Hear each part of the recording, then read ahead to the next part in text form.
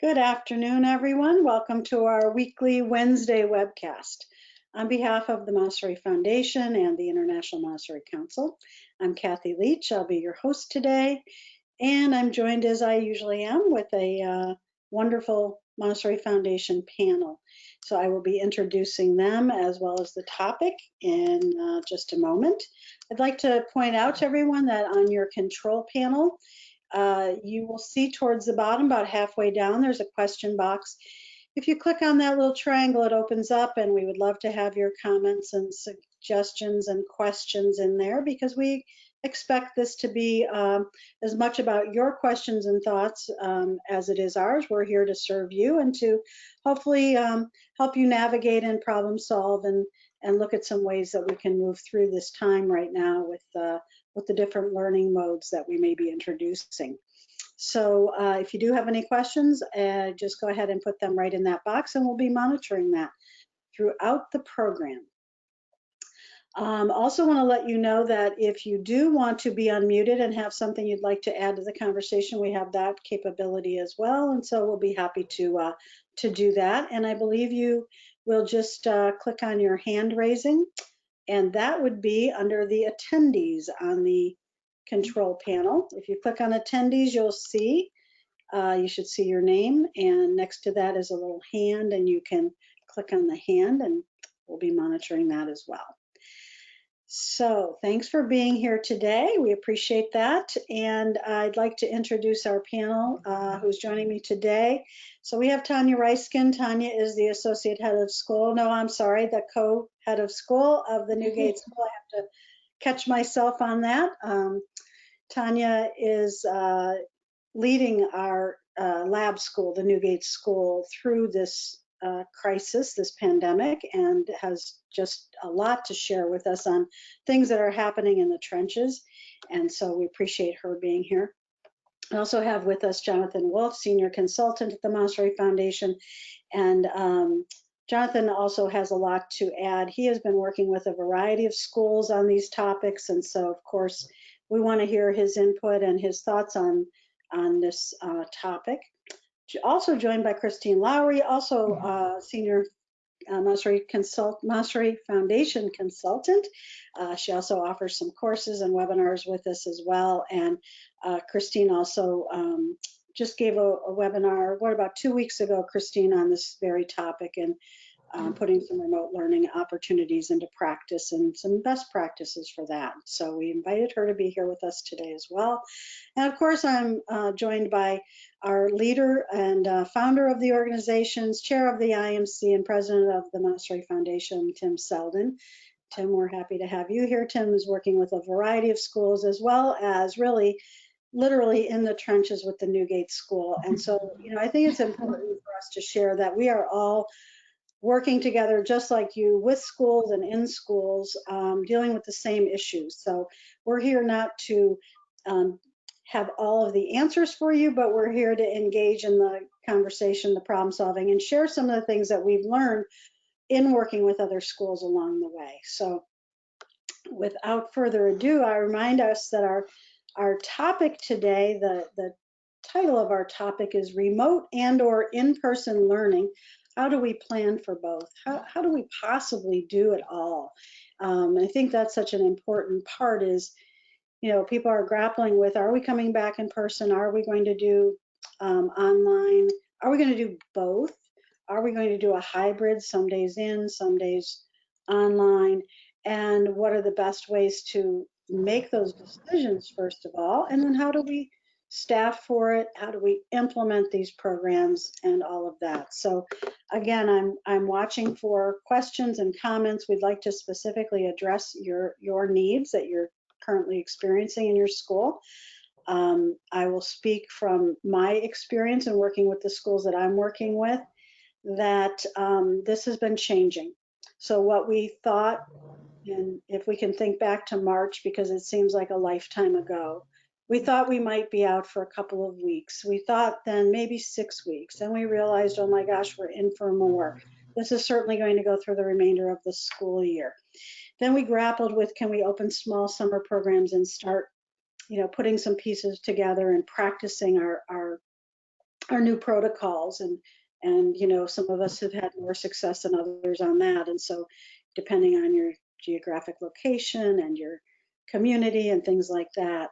And now here we were, many schools set to reopen, many still will be reopening, but under circumstances that may, you know, be unpredictable as far as being expected to close, or as in Florida, being expected to open, you know, different things from different government entities. And so those are the kinds of things that we'll be looking at. And so I've heard from many school leaders who say they've put their plans in place only to throw them away. I say write them in pencil, you know, because these are not set in stone plans, although we have to be, as schools and school leaders, we have to be prepared for all of the inevitabilities, and at the same time keep our parents and families happy, and hopefully provide good programs for our children in whatever format we ultimately choose and or pivot to, given the circumstances. So that's a lengthy introduction to where we're going today. And I think that as we're watching for questions and comments, I'd like to give our panelists an opportunity to just say a few words about the topic and what you're hearing out there in the world with the schools that we currently are working with. Christine, you want to lead off on that? Because I know you just did a webcast on this particular topic. So. Right. The webcast was actually on best practices in remote learning. And what I'm hearing in my area, I live in Colorado, and try to keep abreast of what's going on nationwide, but specifically in this area, there are private schools that are in the same situation that many of you are likely in, of just the uncertainty, the unpredictability of, do I do this, do I do this, and which day of the week is it, and you know, what hour of the day is it? The public schools here have gone through changes almost every single week, with the latest coming out that in several districts close to the Denver area, where I am, schools will not be opening until the end of September. I think in some ways that might be, it takes some of the decision making off your hands, right? When a decision has been made, that feeling of unpredictability, I think, is the part that's so difficult, and the uncertainty about what's going to come. But I would just like to add really, really quickly that I wonder, as we're talking about this topic, I know one of the things that has helped me for as long as I've been a Montessorian is to think about kind of, what would Dr. Montessori do? What would Dr. Montessori say? And I think to my work in the classroom, and that ability in the classroom to pivot, to be flexible based on the information that we're gathering at any particular moment about a particular child. And having run several schools, I know that classroom idea of being flexible is more of a micro level, and we're having to look at a macro level. But I wonder if we can try to keep that level of confidence in our ability to, we can be flexible, and we can observe and take that information. And I wonder if that might be helpful in discussion. Yeah, I appreciate that. I think that is a really helpful thing. And you know, I think I appreciate the attitude that, yes, we can be flexible. Sometimes we don't want to be flexible, and sometimes I would just have to say that we feel like we're so flexible, we're gonna be. Okay, we have been flexible. So when is it going to stop? And so, you know, I just want to acknowledge that people have, I think, tried to be flexible and just want some constancy of something, right? And right now that we cannot offer that. We can offer that we're Montessorians, that we are pulling together. We can offer that we know how to offer good programs in any way possible. We know how to be, you know, developmentally appropriate with children and to give them a good learning experience. So certain things we know, but boy, we sure don't know what's going to happen next. Jonathan, would you mind weighing in and going next? Yeah, the flexibility things reminds me of something. I used to live in the San Francisco Bay Area, and anywhere where you have ocean, bay and mountains, you get microsystems of weather. So the mantra in San Francisco area is, if you don't like the weather, just wait a moment.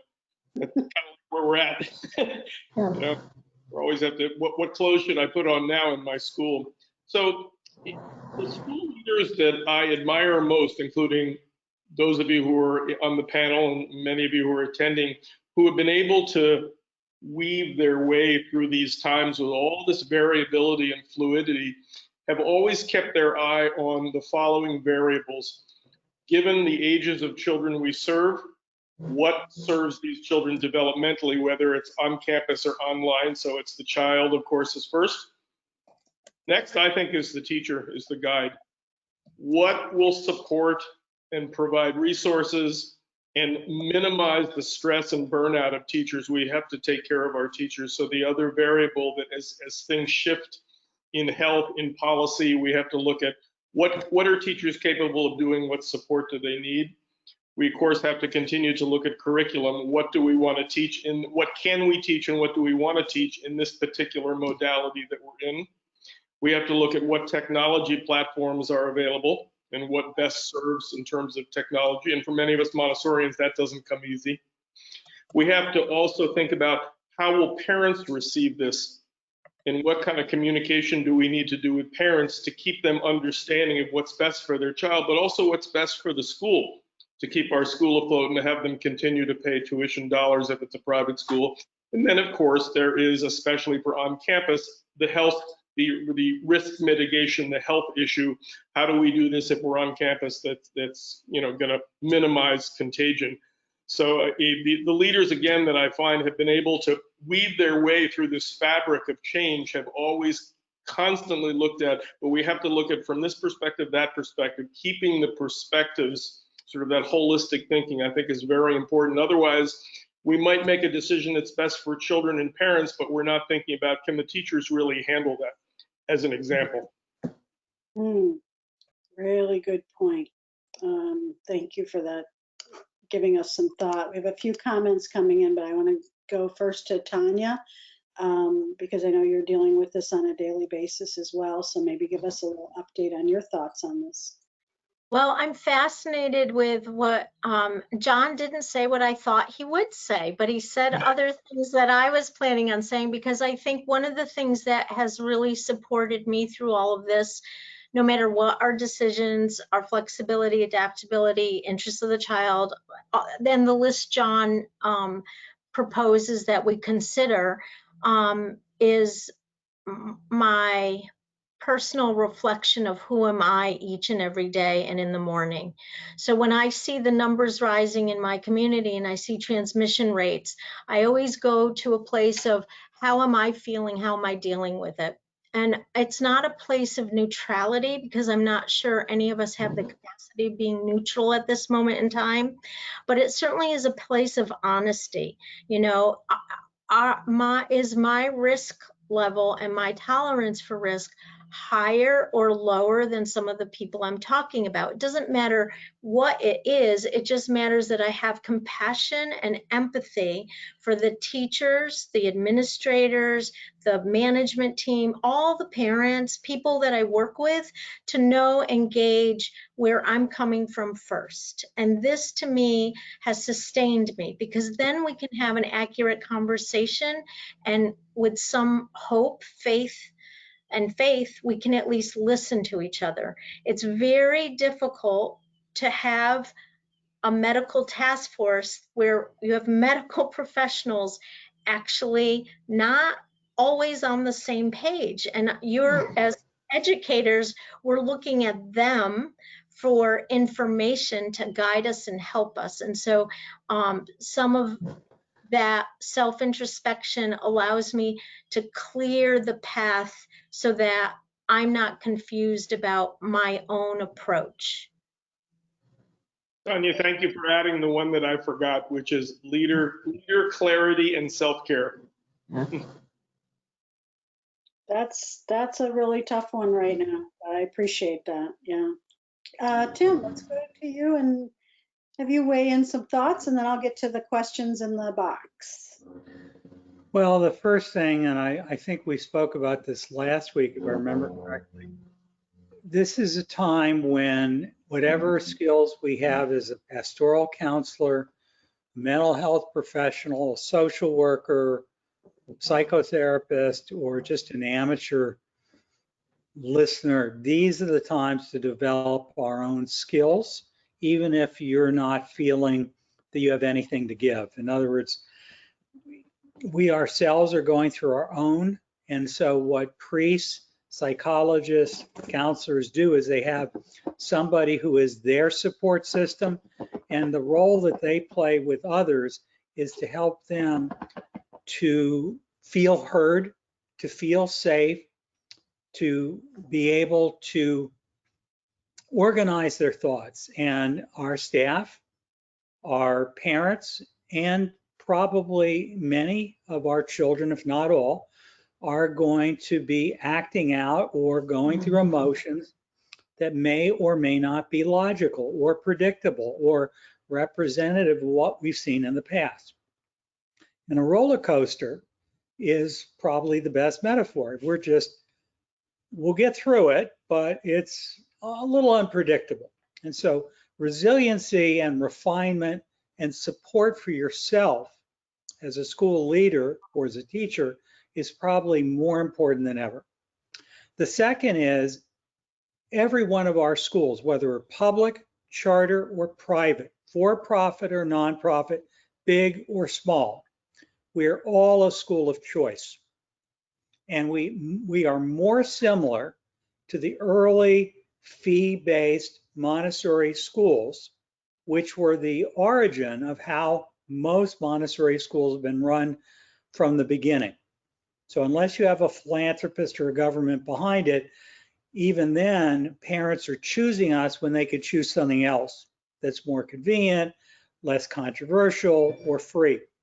And so we have to keep looking at what is it that is worth the investment of time, risk, energy, emotion, your mother-in-law asking you crazy, your own anxiety about COVID-19.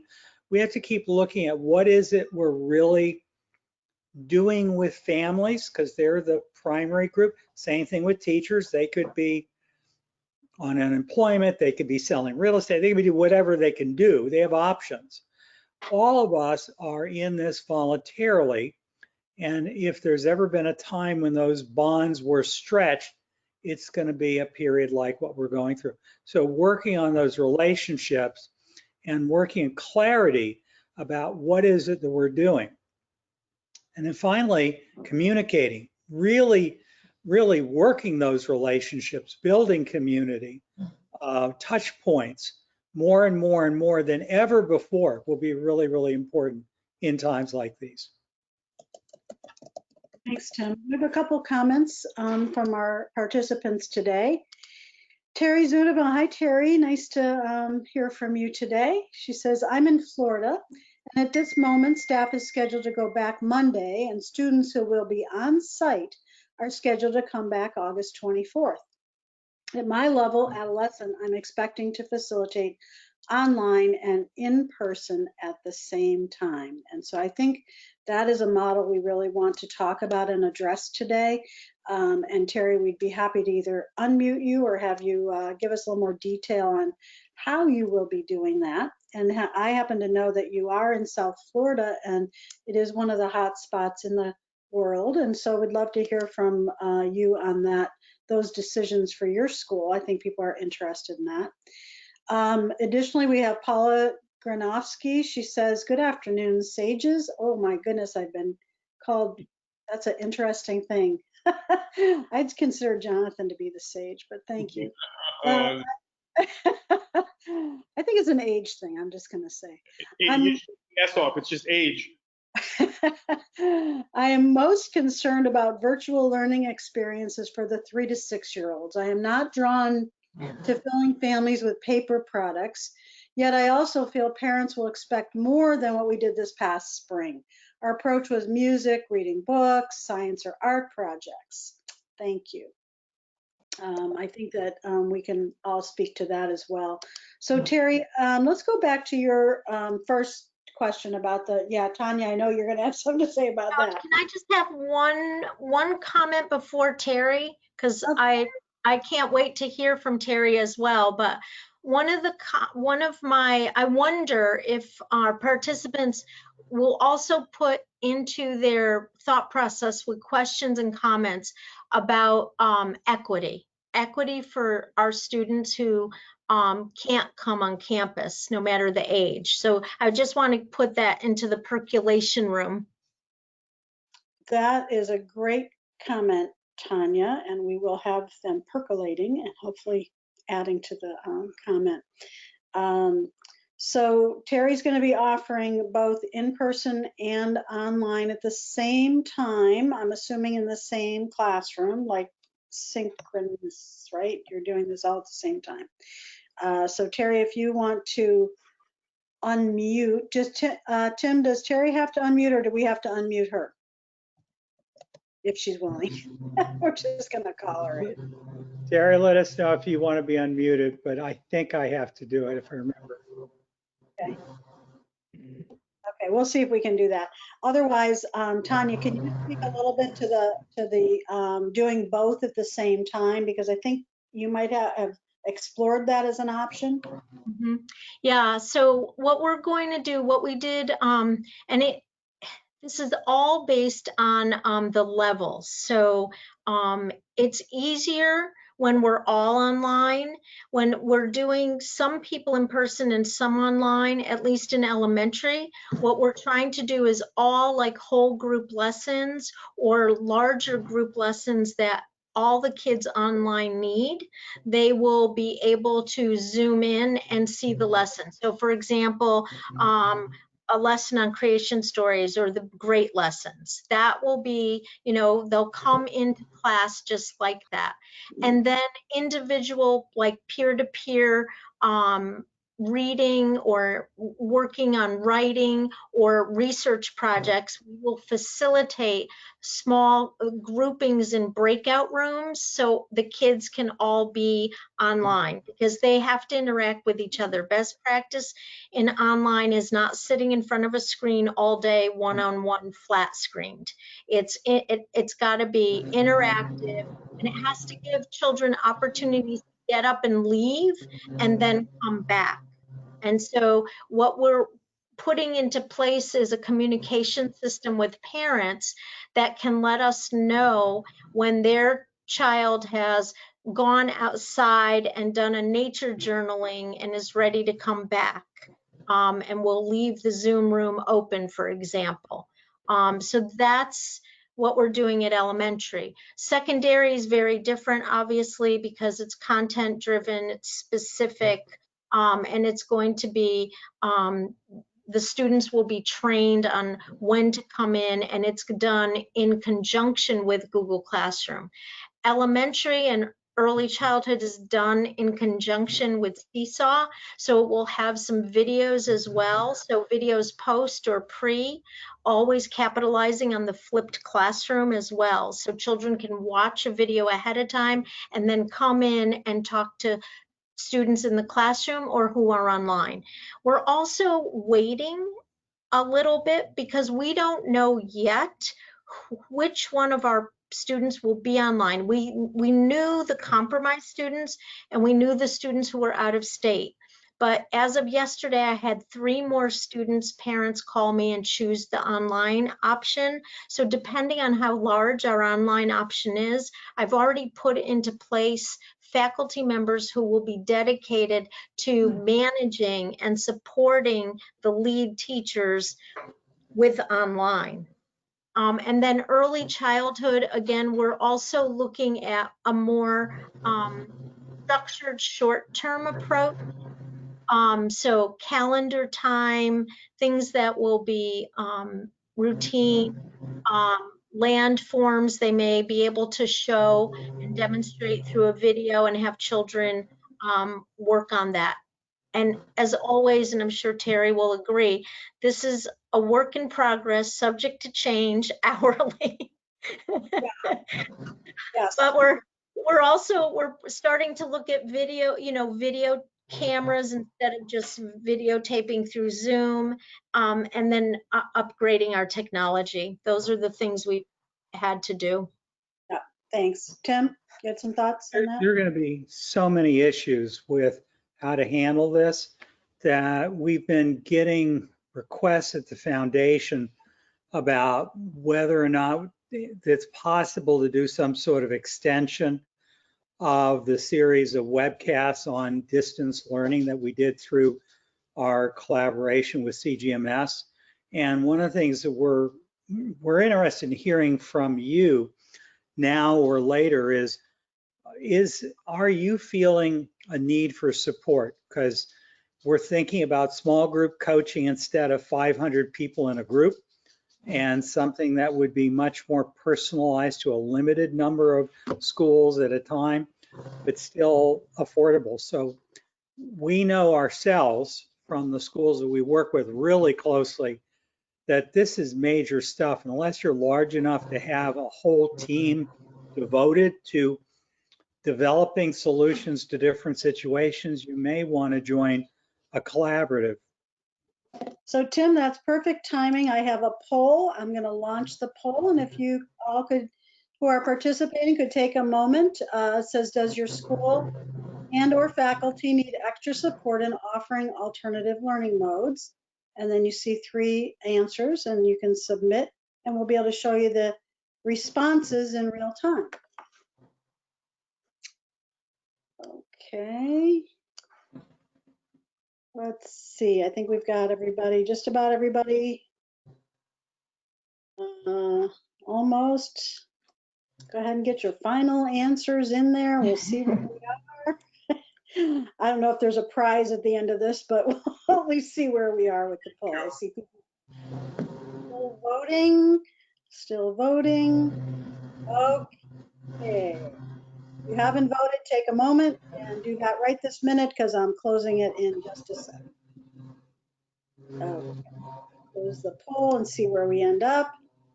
And what that tells us, as least as for how many people voted, 44% say yes, absolutely, we need some support. 4% say no, we've already developed a plan of support. 4%. 53%, I'm not really sure yet what support might be. And that's really fair. We are really not sure, right? But a lot of you are looking for support. And so we, as Tim said, we're developing some different options. Please let us know if you have some thoughts and ideas about the model, the coaching model Tim talked about, and helping teachers through, or other ideas. We're certainly open, and one of the great things about the Montessori Foundation and the IMC is we're very flexible and responsive to what the needs are, just like you all have to be. Okay. Go Kathy, ahead. can I add something real quickly based on, I'm going back to what Jonathan said initially and what you just said, Tim, the idea of context of, the size of our school, the size of our staff, the capabilities of our faculty. I mean, those are all things that we have to, I think, obviously we have to consider when we're thinking about supporting the child, the teacher, the curriculum, and the families. So, what's going to work for a school like Newgate, for instance, is not necessarily going to work for a 2-classroom school where the head of school is also a lead teacher. Right. And Christine, I think that's a really big point, because the media is talking about large public school districts. So Newgate sits next to a public elementary school that has over 1,000 children. That's very, very different than what we're dealing with. And that's in some ways why this is a case-by-case analysis. Yeah. I mean, I'm still anxious to hear what Terry's doing with her middle school, because Yeah, Tim, I haven't seen how to unmute her, so if you could help out with that. I'm not quite sure if we can. Terry doesn't seem to have a microphone that's working. I'm looking at her. Okay. All right. Well, Terry, Terry, if you want to call me, I can let you speak through my cell phone. You can call Kathy. No, or we can just have her add some comments about some of the things that she's doing with her secondary group and how she's going to do both at the same time. Or is there an additional designated teacher, or how are they doing it? Jonathan? I want to reinforce something that Tim said. Some of the school heads that we've been working with at the Montessori Foundation during this time, who have made some unconscious missteps, have been the ones who have lost touch with what's really going on inside their parents' heads, or what's really going on inside their teachers' heads. This is all over the place, all over the country. There are some groups of teachers at different program levels in certain parts of the country that are just ready to go back to work. There are other teachers in other schools in other parts of the country for all sorts of both internal and environmental reasons that, no, I don't want to be back on campus, even though the government has said it's okay. So it's so critical that we continually, on a weekly basis, take the pulse of our faculty, our staff, and our parents. Tanya and Tim have been marvelous at Newgate. Every single week, they have been holding staff meetings to update the staff and get input and ideas like how comfortable are you? What are some innovative ways we can deliver the program? And they've done the same thing with parents. So they're constantly aware of what's going on in people's minds. So if a leader makes a strategy and they're not conscious of how that strategy is going to be received by, in this case, two key constituency groups, parents and teachers, not to mention children, then we can have the greatest strategy in the world for delivering program. But if the parents throw their arms up and go, we don't like that for this age child, or because we're scared to come to campus, or if the teachers say something accordingly like, no, it sounds like a great strategy, but you didn't check in with us, then the strategy won't take root. And Jonathan, the latest poll that just came out yesterday said that 66% of Americans across the country do not think that schools should reopen. So there's that. Well, but they're thinking, yeah, I wonder who Right. polled that, because it'd be interesting. I mean, it's clear to me that the Newgate population, the majority of them want to come back, and the complaints that I'm getting from families is they want to come back. Right. So that's what I'm saying, taking that macro view that people are getting from the press and then narrowing it down to your own situation is the really crucial piece of information, because I think everyone would like to come back. Yeah, I think we gotta be careful. It's the balance. It's the balance of how safe do I feel for myself or for my child, or if I'm a teacher. And that, again, like you're saying, it's case by case, but that consideration of having that ongoing communication, as Jonathan is saying, is crucial. Yeah. Okay, Terry has weighed in here, so we've been waiting to hear from Terry. I'd like to, she says, I can share that we were using Google for Education tools pre-pandemic and have been learning how to use them in a more advanced fashion. So they already had a leg up. They were already using some of these tools. That helps. We provide Chromebooks for all and plan to set up a tablet on a tripod and use a casting system for including the at-home students into classroom activities. We are small enough for students to spread out safely, and students will wear masks inside the classroom. Our students know how to set up their own meetings to collaborate on small group projects. We work hard to keep our Montessori principles guiding the work and curriculum, and plan to do a lot of brainstorming with students on how to continue microeconomic and community service ventures. I knew we'd like to hear from Terry. Quite impressive. And Terry, thank you for sharing that. And you might find that other participants have questions for you as well on some of that. We have a couple other comments I want to get to here. I don't want to forget that Paula asked the question about the 3 to 6 year olds, and will parents really be happy with some songs and stories again as we come back? And in response to that, let me see if I can find it here. Vanessa Raderman says, in response to that, I'm focusing on content that helps parents set up environments for independent exploration. Then made videos so that there are one-on-one demonstration lessons so that they can make their own Montessori style at home, mostly practical life, language, math, and cultural subjects. All content is presented as invitations. And again, with the focus of independent learning and contributions at home and in person, we are offering short hours in small pods and outside this way we have both online and hybrid, in person and online. I'm focusing on helping parents to set up environments for Montessorians for Montessori at home. And so that is a unique hybrid, I would say, because while you're providing content, you're still putting the parent in charge of creating a home environment, supporting the students' independence, autonomy, and continued learning. And we have also talked to schools who have homeschool support as an option. So this sounds sort of like that, like you're developing some of the content, the curriculum, helping parents set up that environment. And I know of at least a couple other schools, one of whom is on here and might be willing to share with us, who are actually, you know, as one of the things they're offering. So they may be offering some in-person, some online for the older students.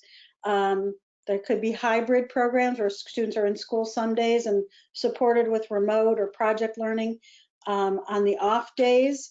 And then we have this home support and or micro school support, where you're helping support a pod of families, 2 to 5 families, maybe up to 10 students because siblings are included, where you know you're actually supporting them in facilitating at-home learning. So those are the major models that I've become familiar with throughout all of this. So Vanessa, appreciate the thought on that. And Kathy, we're also doing, added to that is the parent support groups. Okay, so Tanya, speak to that. Well, we know that our toddler parents actually wanted a parent support group. So at the end of the day at night, they're actually talking to each other about how they're doing with their child at home, how they're doing with some of the online resources. It's more of a, so it dovetails the model of giving the parent the ownership or the tools to do the at home during the day, but then it gives them a debrief in the evening once a week to hang out with other parents. Okay, that's like a support of the support model, right? Yeah. Okay. Yeah. And one of the models that I've read about in early childhood is the idea that when we provide that whole group activity, that is recorded and shared with the parents as a model for, so we're teaching parents how to teach essentially by modeling for them the kinds of, you know, what kind of open-ended questions do you ask for higher order thinking? And if you plan, I think planning here is absolutely crucial. If you plan and you know that on Wednesday I'm going to give a lesson on the parts of a flower, so it's just first thing that popped in my head, then providing the parents with a list of these are the kinds of things you and your child could look for around your home, maybe sending that out on Sunday. It becomes a family project, so it's bringing the family together, and then those materials are there. We model for the parent how we're doing that with their child, and then if they choose to model it with their child, they have the materials right there on that prepared shelf that they've prepared, and their child has maybe helped them. I also think that we can do small group lessons with 3 to 6. Honestly, more 4.5, 5s, but we can certainly do small group language and math lessons. And again, record those lessons so that with every parent's permission of the child that's in that group, we send that out to all of the parents. And again, they have a model for how they can support their child's independent repetition.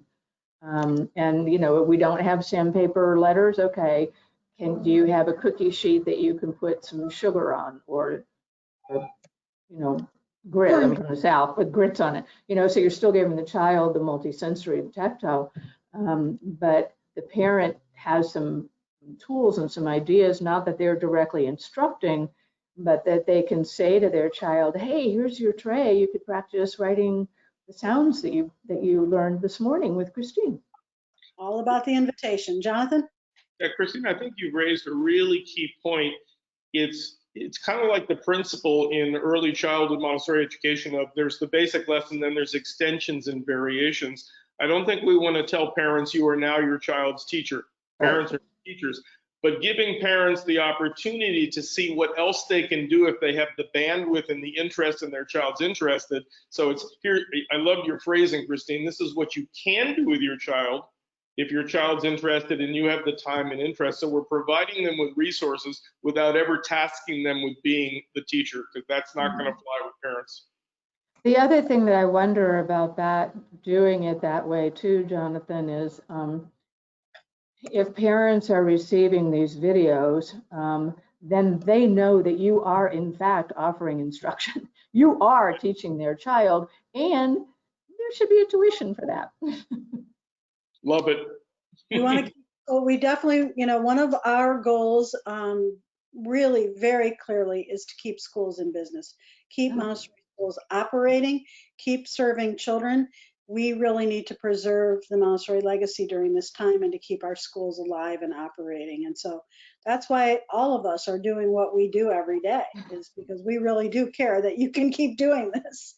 I have a couple comments from Terry and a couple questions for Terry on her model, so I want to get to that. And then I have another poll I would like to do. Terry says, I am the lead with specialist support and programs with more staff, designating certain staff to run online and other staff to run in person with collaboration between all in the team.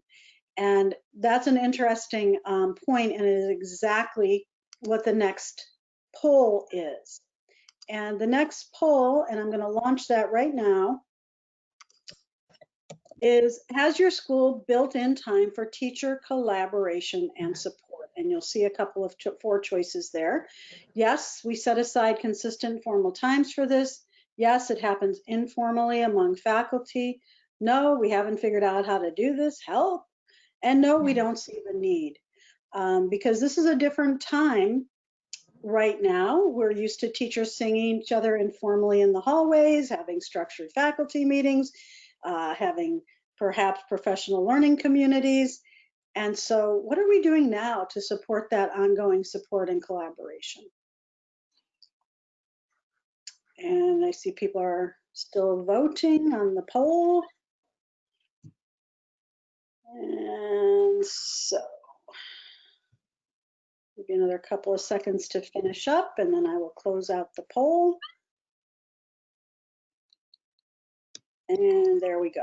Okay, now you can see 56% impressive are saying that they're formally setting aside still in this time for teachers to collaborate and to offer support. And I think that's really, I think it's impressive, because I think it's so easy, as we're also isolated, to sort of forget that teachers need that cross-pollination of ideas and the opportunity to work together, which Terry referred to in her comment. 39%, yes, it happens informally, and 25%, we haven't figured out a way to do this yet. And so I'd like to just, get a quick input from the panel on, and Tim wants to go first, on how are we going to do that? Because we don't have the typical bumping into each other and sharing ideas like we normally would have. Tim? Well, beyond the issue of when and how are you going to do it, including the fact you're probably going to do it virtually, whether they're on campus or not, because you're not going to bring 5, 10, 20 people in a room unnecessarily. You really have to remember that what we did in the spring, as has been said by many, was crisis education. And if we're into this year, whether it's all online for a period and then back to school, or some online, or whether you're doing a separate online program with one portion of your staff for those families that want it and others that are on campus, we've got to step up our game big time. What worked in the spring is not likely to work now. And one of the things that Christine and the others who did the workshops over the last 2-3 weeks really summed up is that we're going to have to think about Where do we get these resources? People are feeling absolutely overwhelmed at the sheer volume of stuff that people are trying to sell them or share on Facebook. They're really, it's more than most of the people I know can cope with. So in the spring, one of the schools I worked with, for example, spent more than $3,000 on the resources of Montessori Made Manageable, which is a great source of resources. I'm not trying to endorse them, but I'm just saying they are one of the resources. When they got them, they used them. And one of the feedbacks I got for this year is that was okay for the crisis. Now I've got to come up with something way better.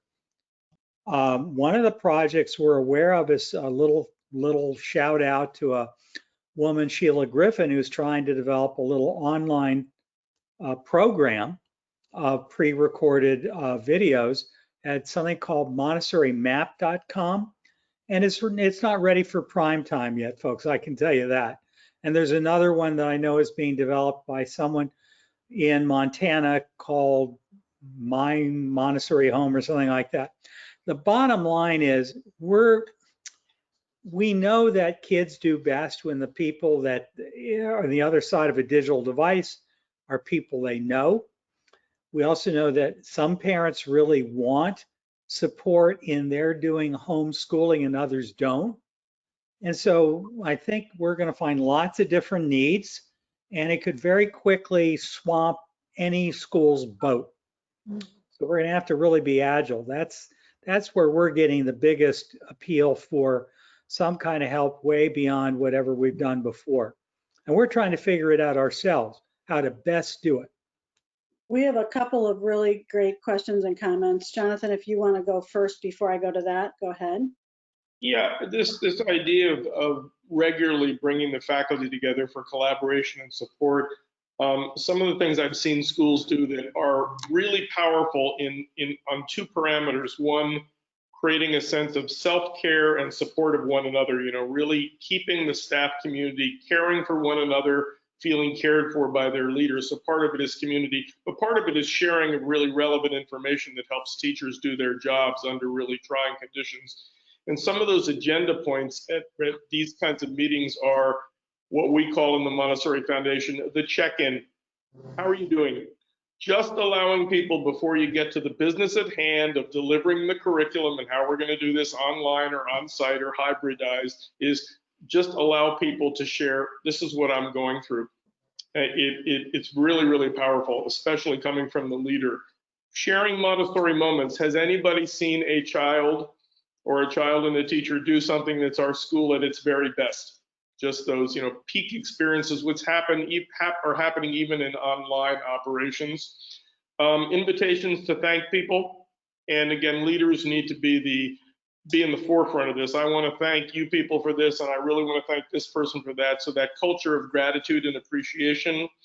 Inviting people to share their little breakthroughs. Has anybody tried something with students of any age this week that was like, wow, that really worked, that you'd like to share that might help other faculty members in our school? Request for support. If you don't build into the agenda of faculty meetings, even online faculty meetings, is anybody struggling with something that they would just like some ideas? People will tend not to step up because they don't want to take people's time or they don't want to be viewed as incompetent. So you have to build. Is anybody struggling with something where they'd like some ideas and support?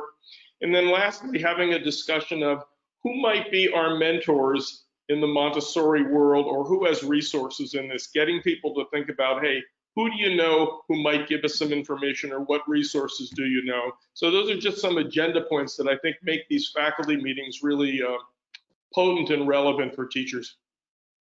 Well, John, thanks for sharing that. And it would seem to me that maybe we want to do a whole webinar just on that topic. And maybe something will be coming out soon on that. I Right? think it feels to me, I thought we didn't give homework in Montessori. I'll get right on it. I think we are going to offer something more in depth on that particular topic. And so Jonathan gave you a brief synopsis, but some of that formula, if you will, can be applied to a variety of meetings with a little bit of tweaking. And so we're going to be offering something on that as well.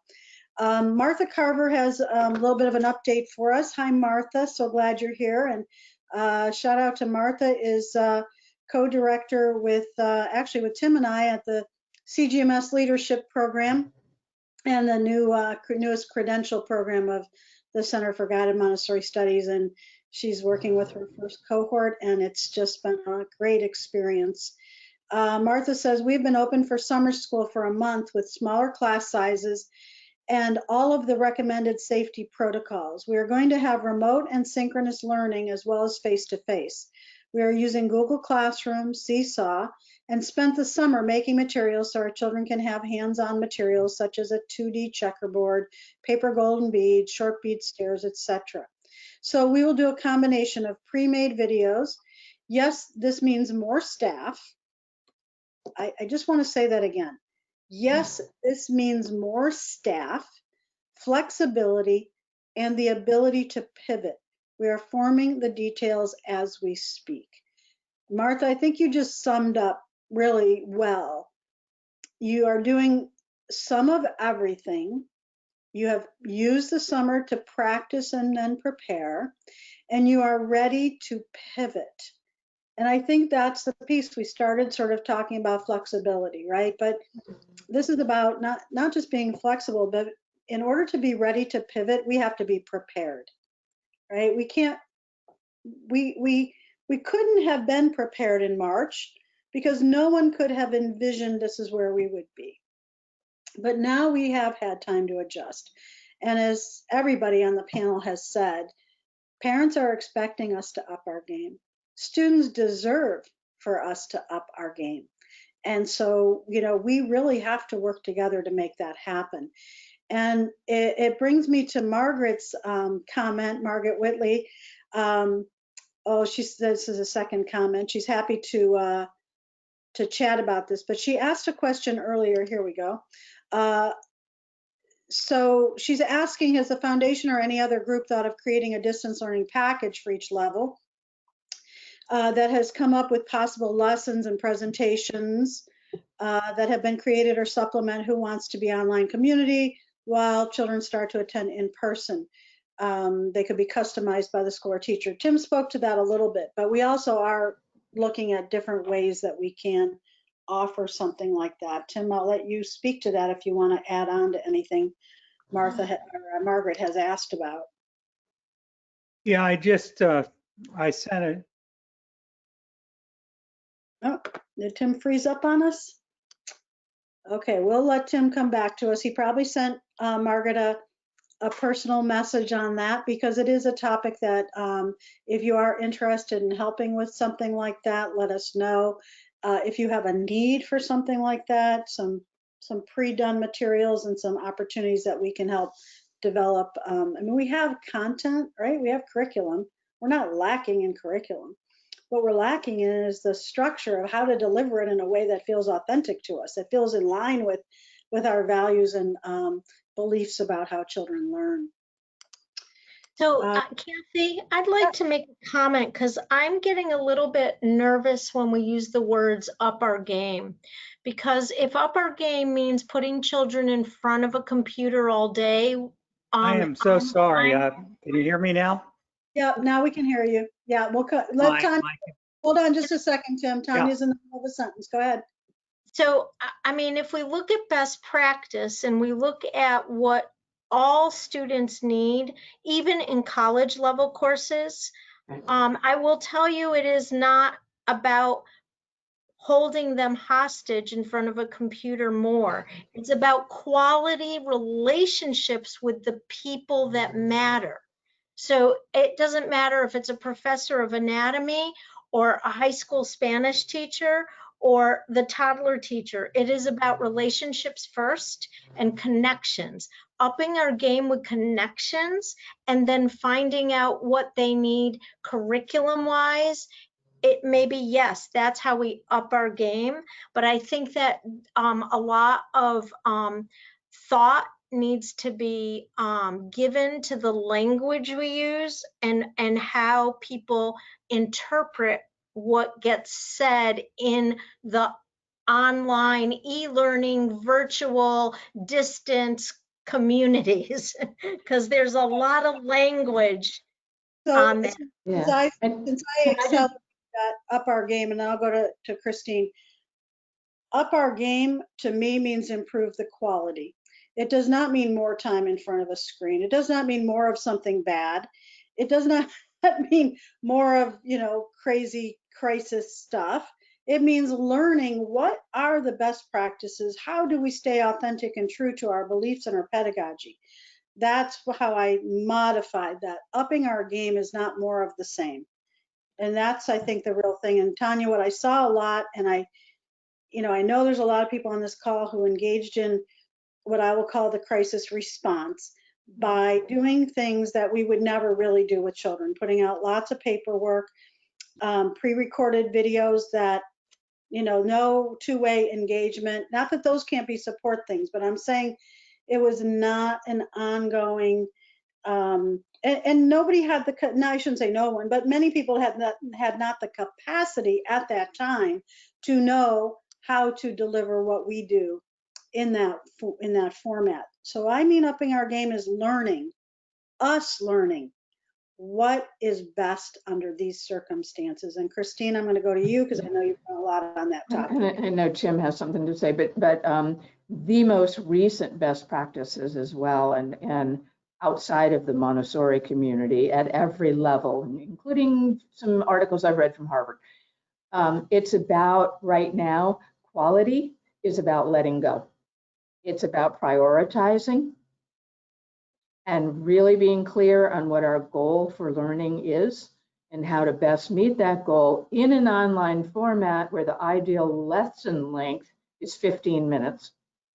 So it's rethinking what we do and what our pedagogy is, but doing it so that it works in this format, whereas Tanya has said a couple of times, we're not sitting a kid in front of a screen all day. Right. So it means some letting go, and that in itself maybe can be a way to do a little self-care. Yeah, Tim, Sorry, I know Tim, go ahead. you wanted to answer Margaret's question, and so we would love to hear from you. Some final words on that. Uh-oh, you're muted.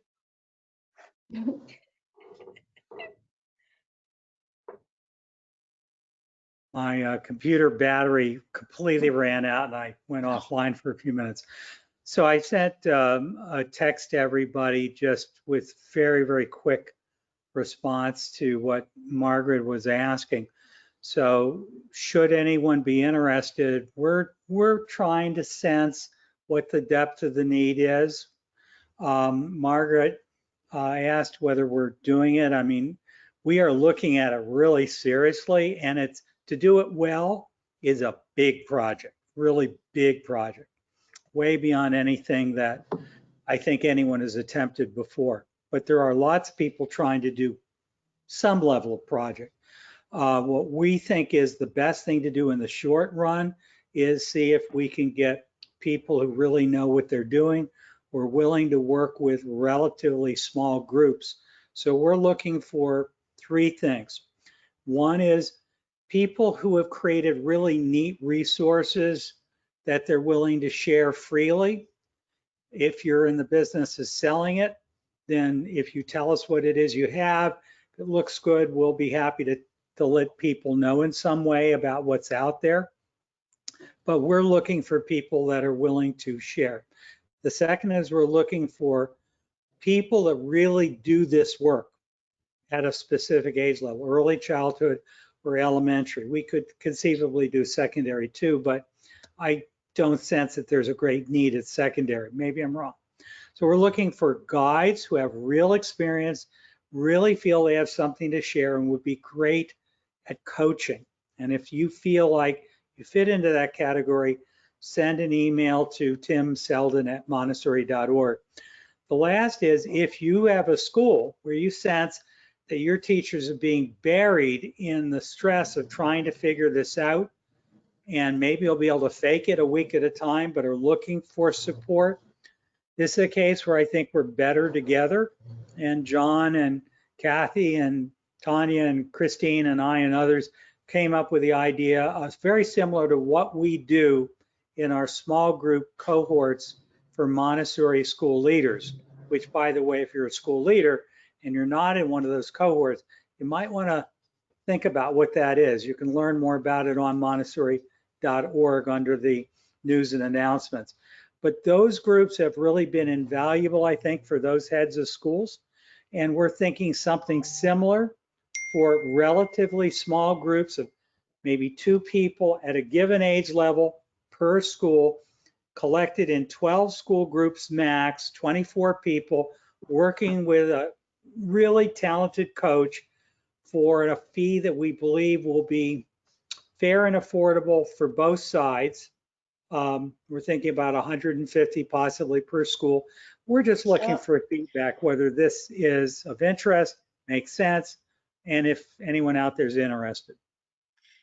Okay, thanks, Tim. And I know people will be able to watch for more information on that. I'm thinking Tim might have frozen again. I'm not sure if he can hear us or not. We are coming. You didn't hear anything I said? Yeah, Yeah, we we heard did. you right up till the end. Yeah, Jen, you froze right at the end. So I think we got it all. They can go to montessori.org to learn more. And I want to end with this. Sarah Prosser there's many comments we missed, including a couple of accolades to Tanya for making that good point about relationship and not just putting their children in front of screens, and really want to clarify that none of us mean that. Sarah, and that's your good friend Larry Shanker, who also commented about that, Tanya, so I'll pass that along. Sarah Prosser leaves us with words that I think are really important. She says, we can teach Montessori without the materials, but we can't teach Montessori without the philosophy. And so I thank you for that. And that's what we're all about. That's what we're going to figure out together. We have to deliver in a different way in some cases, even different group sizes and all kinds of things that are going to be different.